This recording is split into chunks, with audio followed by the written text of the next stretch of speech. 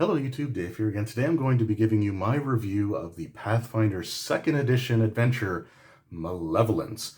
Before I do that though, I just want to just make it transparent that this product, as well as like both things you see on the screen here, these were sent to me by Paizo for the purposes of doing this review. However, they're not scripting the video, they're not demanding that I give it positive reviews or anything like that, they're not pre-screening it. They get to see it at the same time as everybody else, and the opinions that I express in this video are 100% completely and totally my own, but I do want to thank them for sending me this because it means a lot to me.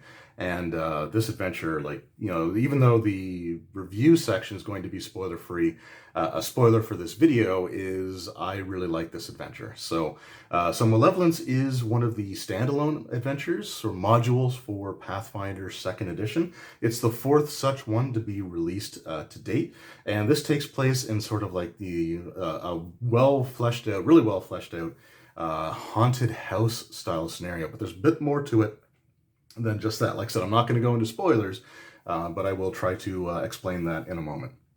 It also comes with, well, it doesn't come with, but you can also purchase alongside of it the Pathfinder flip map Malevolence, which has a single double-sided poster map depicting the first and second floor of the manor, the mansion, the haunted house itself. There are a couple of locations, smaller adventure locations that the players will go to throughout the adventure that is not included here, but you do get a really good flip mat for this adventure, as well as just a really good flip mat if you're looking for a map of like a mansion or manor to begin with. So even though this is sort of tied to the specific adventure, you could really use it for just about any type of like manor or mansion. So it has use outside of just the adventure itself, which is always great. One of the things that I do love about these standalone adventures is they do feel a little bit more, I guess experimental might be the term for it.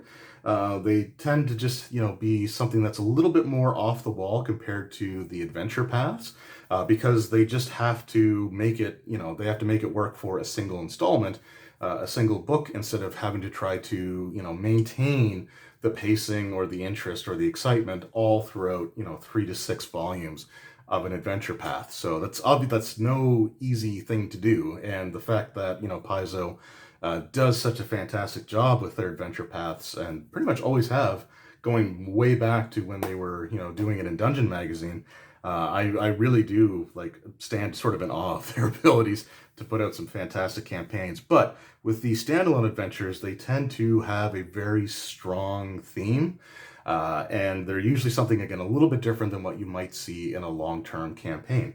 So the first one of these standalone adventures was Fall of Plaguestone, and it explored alchemy and mutagens and mutations quite a bit, which was something that was part of Pathfinder 1st Edition, but introduced in later volumes, like later books, that not everyone obviously would end up owning or having on their shelves.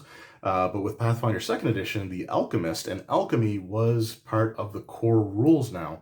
So that adventure was really sort of something that helps spotlight or highlight the fact that, hey, alchemy is something that is accessible to anyone who wants to try it out, and this is some of the cool stuff that you can, do with it. So that was really great. Then you had the Slithering, which was the second adventure. It came out alongside of the Advanced Player's Guide, and what it was is it was an adventure that the player characters pretty much had to create a group of non-human player characters, because the premise of the adventure was that there was this magical disease that was transforming humans into these like gelatinous ooze monsters.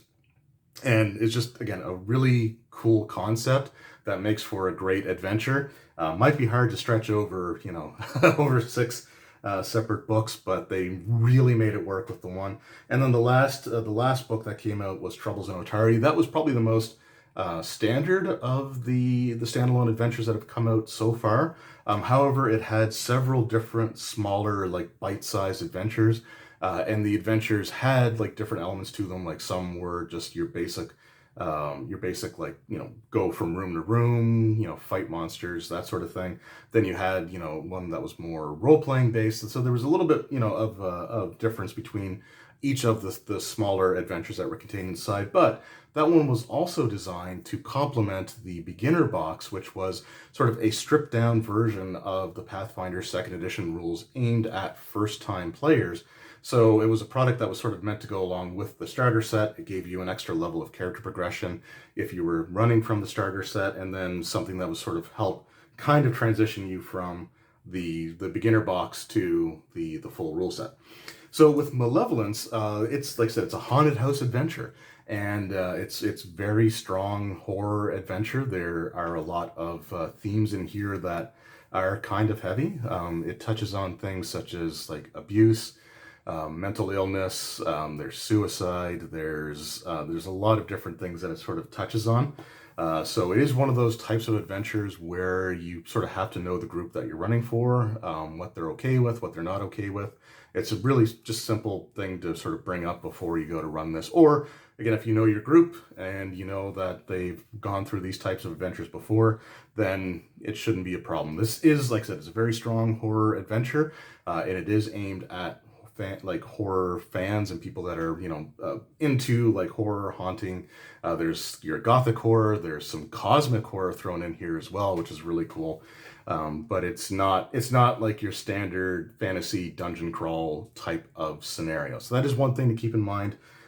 You sort of have to be into the genre to appreciate or to go through this particular adventure.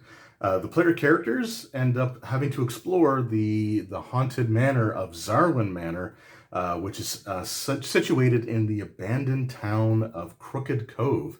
Now, there's a lot of history that sort of explains why the town became abandoned and why the manor, Zarwin Manor, is this hotbed of like supernatural haunting and stuff like that. But I really don't want to touch on any of it in this review because this adventure relies really heavily on not just your standard, combat, explore a room, kill the creature in there, look around, search, find something, go into the next room sort of thing. There is actually a really heavy emphasis placed on investigation, which is something that I actually really like. There's actually like the victory point system from the Game Mastery Guide is utilized here for research topics. Now, the player characters, the reason they go to this manor in the first place does depend. You can basically use any plot hook that you want that makes sense for the players to go, investigate something within this manor. But the two ones that are sort of provided to at least guide you in the right direction. One of them has one of the player characters or a closely connected NPC to the party or even to a specific player character. They inherit the manor and they, have heard the rumors about it and they want the player characters to investigate it, or the player characters inherited it themselves and they just, want to go and clear everything out. And they need to figure out once they start experiencing the hauntings or the malevolence that's inside, then they have to sort of research, unlock, different, like go down the rabbit hole of research topics until they finally figure out exactly what's going on and exactly how to stop it. So there's a really good mix in this adventure of, combat and like the physical and the cerebral, I guess. Like, there's plenty of combat encounters to keep everyone like, the hack and slash players or people that just like, getting into combats in RPGs. It'll give them something to, satisfy them. But there's also, like I said, this more cerebral element that I really do appreciate. I love investigation style adventures to begin with. And this one, I think, does a really good job of it. So if the player characters could also be hired by an NPC to simply explore and try to research a single topic from one of like the earlier topics that you can sort of discover in the book. And then as you sort of, like I said, you explore, each topic that you explore unlocks other avenues of exploration. So like there really is a rabbit hole that you can go down. So like I said, I'm not going to go through, like I said, I don't want to spoil too much. So I want to try to stick to some of the beginning topics here. But you actually have, like I said, the topics. And then how you make the checks, what succeeds or not, and what happens when you earn so many like research points based on your successful skill checks, and sort of what information that unlocks. There's also a really solid background information for this particular adventure. It's like it's like 5 or 6 pages of just background, which normally with a lot of modules like this, you might get, a page, you might get 2 pages of background. There's a lot of detailed background information here that is going to be important to running the adventure itself and the topics that the players sort of discover. As they go through, like I said, there is your standard combat encounters, but there's also this like malevolent force, or like haunts, I think they call them. They sort of take the place of conventional traps, but they're horror themed, they're creepy, and they can have sort of adverse effects on not only the player character's physical well-being, but also their mental psyche. Because as you explore this house, this malevolent manor, this Arwen manor, you can actually start to gain what's called the Malevolence condition. It's a new condition that is unique to this adventure, but it does follow all the conventions of conditions in Pathfinder 2e. So it gives you a number after the word malevolence, and it goes from 1 to 4, 4 being the absolute highest. If you have 4 for your malevolence score and something would cause it to go up, beyond that, you just gain the stupefied condition, and basically it's like, your brain just almost shuts down trying to either process or just try to ignore the stuff that's going on around it. But what the malevolent condition does is whatever your number is attached to that condition, you take that number as a penalty on your saving throws to overcome the haunts and like the supernatural aspects of the house itself, like the different things that you experience. So that's, again, really, I really like that aspect of it as well. And I'm going to liken it to another role-playing game here towards the end of the video, but that is just one thing, like I said, that I kind of want to, keep in mind. Now, in addition, like I said, to the haunting, like the supernatural aspects, to the investigation aspects, to the, very strong cosmic horror aspects, like there's, like Migo, there are like aberrations in here.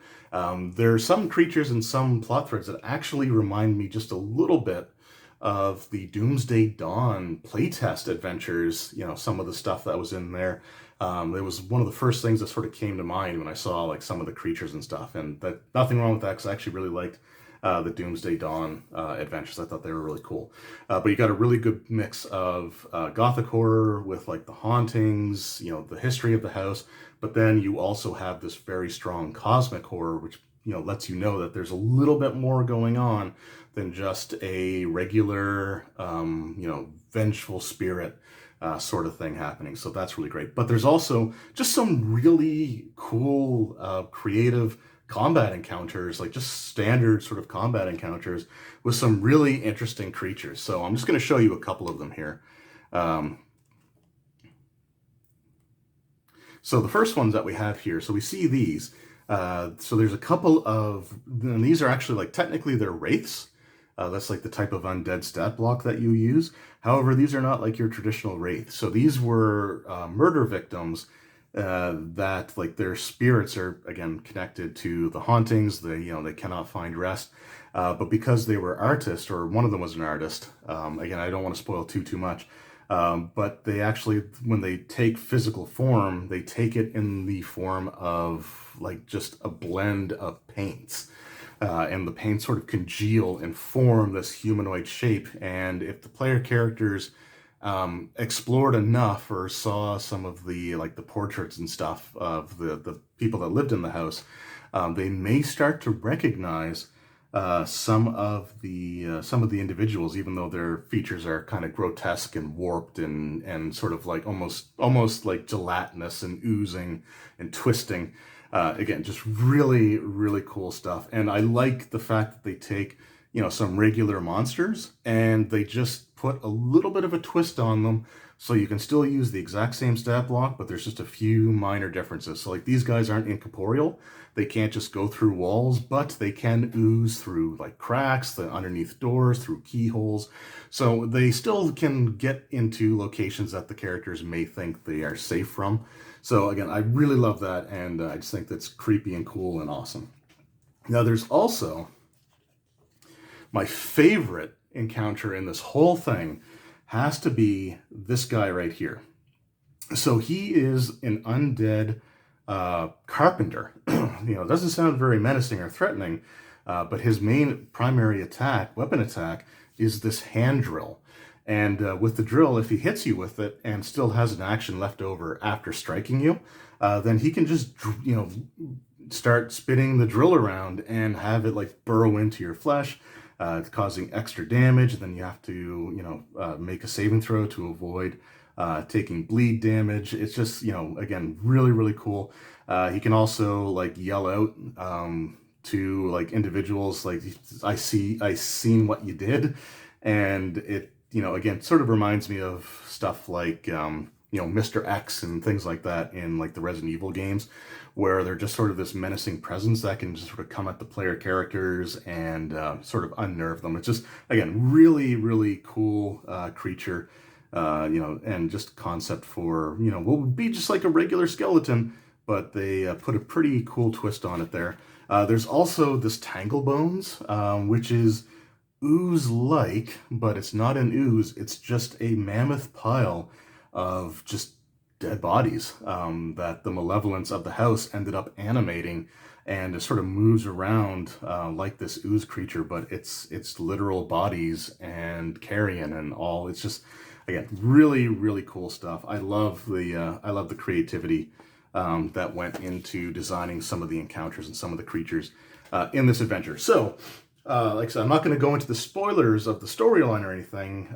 I've probably said a little bit more than I meant to, just about one of the encounters or two of the encounters, but I really like them, and I just wanted to show an example of some of the cool things that you can sort of come across here without them actually really ruining any of the surprises or twists or turns that this adventure takes. And there are a few of those twists and turns that you're going to come across. So it's one of those things where, you may have thought that you've accomplished what you needed to do, but it turns out that, maybe, you didn't quite get everything taken care of, and maybe you accidentally made things worse. There's stuff like that that can definitely happen in this adventure. But as far as, what I think of it, it is, like I said before, it is an excellent blend of gothic and cosmic horror. There's lots of, great combats with interesting monsters that the players can go up against, but there's also a lot of investigation, a lot of, thinking and sort of putting the puzzles together, puzzle pieces together to figure out and solve and try to rid the manor of this malevolent force once and for all, while at the same time the players themselves are slowly falling victim to it as they explore more, discover more, their ability to resist or fight off the malevolent energies that permeate the building. Just get eroded away, and I think that is really, really cool. I said before I was going to sort of compare this or talk about this in the context of another role-playing game. Something I don't normally do in these reviews, but this isn't something that I consider to be a direct competitor. But this is an adventure. Malevolence is a module that I feel you could run for the Call of Cthulhu role-playing game and have to change very little. The only thing you might have to do is introduce like sanity, and I feel like the Malevolence score, the Malevolence condition, is sort of like the Pathfinder 2nd edition take on your sanity score from Call of Cthulhu. It's a little bit of the opposite though. Like in Call of Cthulhu, as your sanity goes down, it's harder to resist, to mentally fight off the things that are happening around you. Whereas this one, the higher your malevolence or sanity penalties get, the more difficult it is. But I just think that this would fit almost seamlessly into a Call of Cthulhu game, and from me at least, I consider that to be pretty high praise. I think that they absolutely nailed the atmosphere. They absolutely nailed the gameplay, the pacing. I think they did an excellent job with everything. And it's just way more than I thought it was going to be. I was expecting your standard haunted house with a few creepy things, a few encounters, and then, like I said, you sort of solve it, by making a moral choice towards the end. But there's just a lot more to this one, and it is definitely worth checking out. Again, this is something that is very strong horror themes, so keep that in mind. If that's something that you're not interested in, then I would suggest waiting for the next one to come out. But if that's something that you are interested in, this is probably one of the best, if not the best, horror adventures that I have read for a fantasy role-playing game especially. in quite a while. So I really do recommend checking this out. And again, you can also check out the flip mat that you can buy alongside of it. It is a separate purchase, but it's great for running the adventure if you're using miniatures or tokens to represent your characters and the creatures. It's also great if you just, again, want a mansion or manor map that you can use in your ongoing campaign. So the map is awesome. The map retails, I think I said that before, but if not, the map retails for $14.99 US, and the adventure retails for $22.99. And in my opinion, I think that they are both well worth the money. So definitely check them out. Consult your local game store, and see if you can get these, if they can get these in, or if they have them in stock. If sounds like something that you might be interested in. Anyway, thank you guys very much for watching. I really do appreciate it. Thank you once again to Paizo for sending this to me. I want to run this adventure as soon as I can. I really want to get a group of people together and hopefully get a chance to go through this, because I think it's absolutely just fantastic. And I can't recommend it enough. As long as you are into the horror elements of the game, which are pretty noticeable. So once again, thank you guys very much for watching. If you picked up this adventure, let me know in the comments below. How did your gameplay sessions go? There's actually a little bit of I don't want to say an essay, but there's a page or two write-up from the person who originally developed the adventure, and it was part of his home game, so you get some sort of interesting insights based on like his experiences and sort of some of the things that happened, and adapting it to a commercial product as well, sort of some of that process. So again, really cool. Again, recommend checking it out, and I just want to thank everyone of you for taking the time out of your day to watch this video. It does mean a lot to me, and I will see you all next time. Take care.